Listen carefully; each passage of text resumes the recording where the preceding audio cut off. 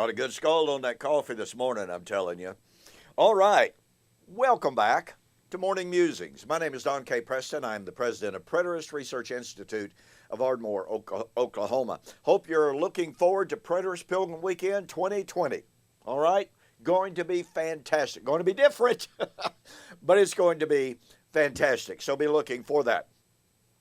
We are continuing our study of the key passage in Matthew chapter 24 and verse 36.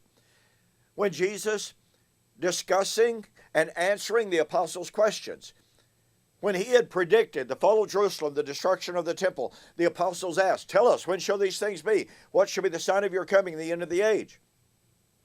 Now don't forget, coming up very shortly is my book, Watching for the Parousia, where Jesus' apostles confused. The fundamental view of most futurists is the apostles just could not believe that temple would be destroyed unless it was at the end of the world. And Christ coming at the end of the Christian age, which they had no idea that the Christian age was going to end.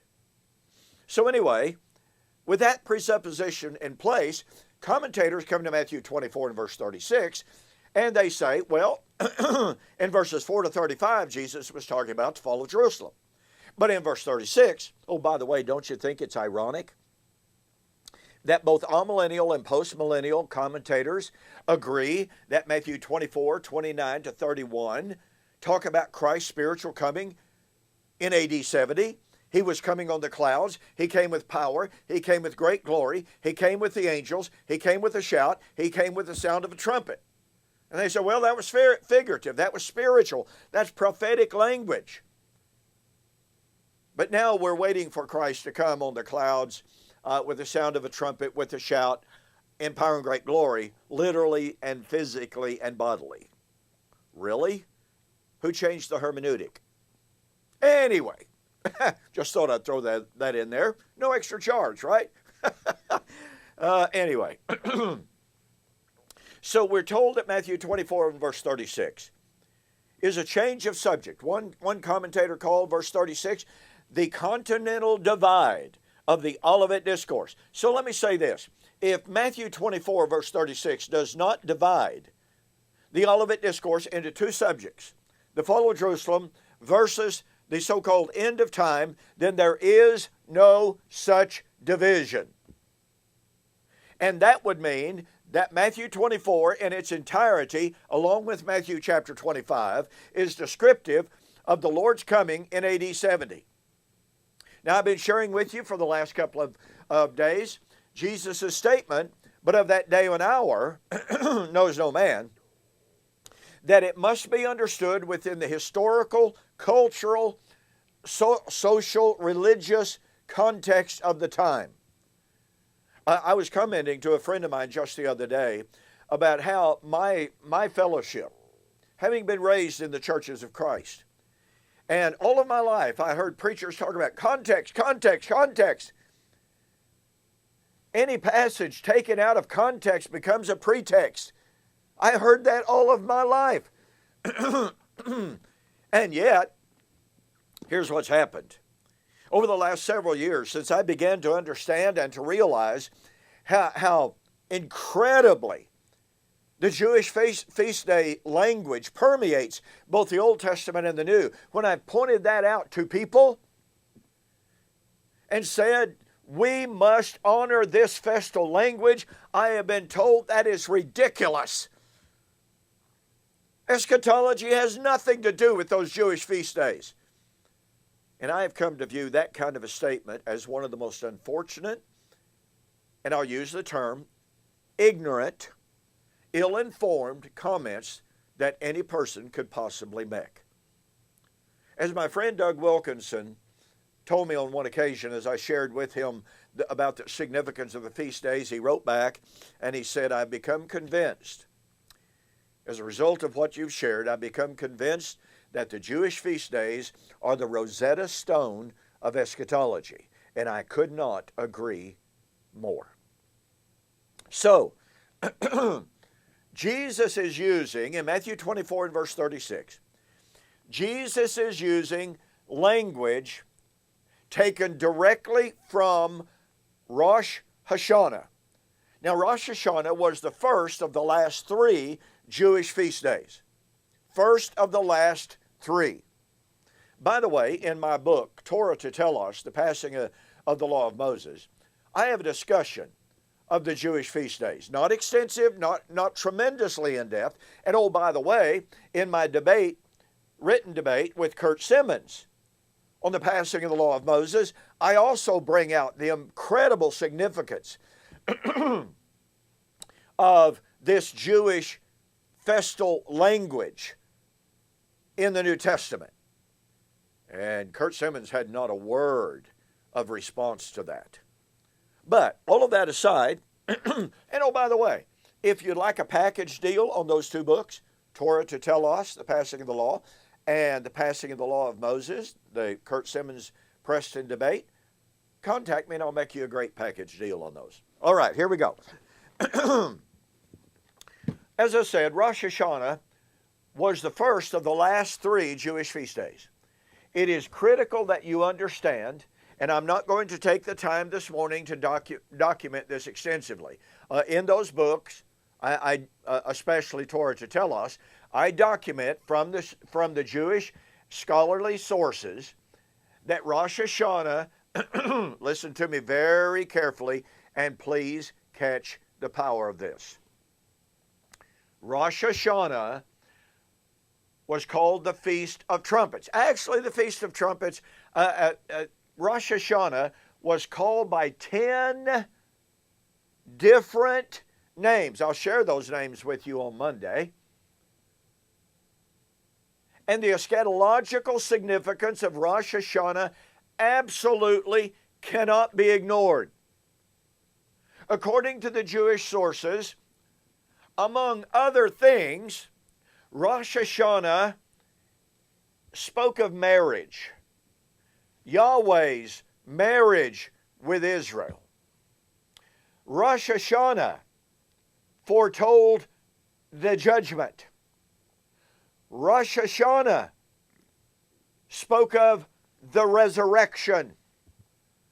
Rosh Hashanah anticipated the atonement. Now, I want you to think about this.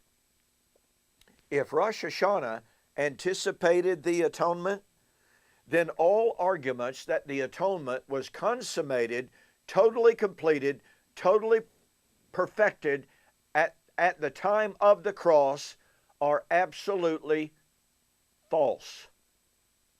I'll just throw that out there for your consideration. If you're going to argue that the atonement was finished at the cross, then you've got to take the position that the atonement, Yom Kippur, is ripped completely and totally out of its chronological sequence in the Jewish calendar and applied at the time of the Passover. I'm sorry, folks, that doesn't work. But Rosh Hashanah foretold, typified, foreshadowed even the new creation. But first and foremost, Rosh Hashanah was the Feast of Trumpets. The trumpets that announced the judgment. Now let's see here. Matthew chapter 24, verse 31.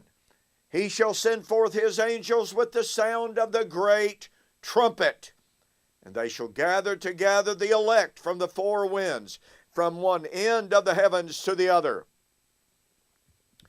Well, you see, Rosh Hashanah, the sounding of the trumpets, called Israel to the assembly of the Lord. Oh, for the Day of Atonement, where judgment took place. Do you see the significance of Rosh Hashanah? And let me drive this home very clearly. The language, but of that day and hour, knows no man, is the language distinctively of Rosh Hashanah. They did not use that language of atonement. They did not use that language of Sukkot. They did not use that terminology for Passover, unleavened bread, weeks, or Pentecost. Oh, no, no, no. They only used the language of that day and hour knows no man, of Rosh Hashanah. Do you think, therefore, that in Matthew 24 and verse 36, that Jesus said, but of that day and hour knows no man, no, not the angels, no, not the Son, but the Father only? Do you think that that might have been significant for his Jewish, thoroughly Jewish, Torah observant, festivity or festal observant audience? Folks, when we cut ourselves off from the vernacular of the day, when we cut ourselves off from the context of the day, we are committing hermeneutical suicide. We are dooming ourselves to misconstruing what Jesus was saying. So get a copy of my book, Torah to Telos, and the Kurt Simmons debate on the passing of the law. And you'll see some arguments in there that really, really, really need to be considered. Because the Jewish feast days underlie, it is like a swift current flowing through the Olivet Discourse, that if we do not see that current, we're going to misunderstand. Well, thank you for joining me on this morning's Morning Musings. Don't forget, tomorrow we will continue our examination, our refutation of Lance Conley's book, Hope Resurrected. I will continue my examination of his so-called reviews of some of my books. And, don't forget, it was just so stunning to read in his book that the church was not Hellenized, that the church influenced the Greeks, not that the church was never Hellenized. That's such an incredibly unscholarly and, yes, quote, ignorant comment. It denies everything that is known about first century history, church history. Well, anyway, don't forget to join me tomorrow, so I will see you on the flip side.